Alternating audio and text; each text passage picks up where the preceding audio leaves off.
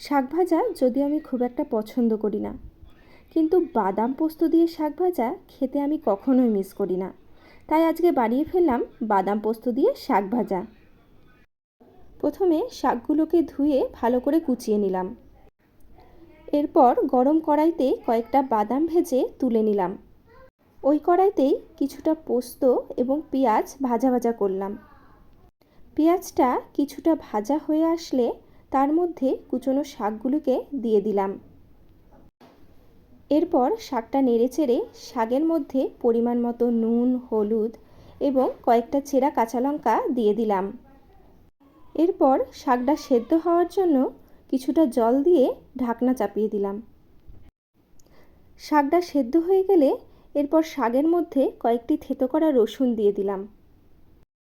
শাকটা ভাজা হয়ে গেলে আগে থেকে ভাজা বাদামগুলিকে দিয়ে নামিয়ে নিলেই তৈরি আমাদের বাদাম পোস্ত দিয়ে শাক ভাজা। ঘি ভাতের সাথে এই শাক ভাজা দারুণই মজার।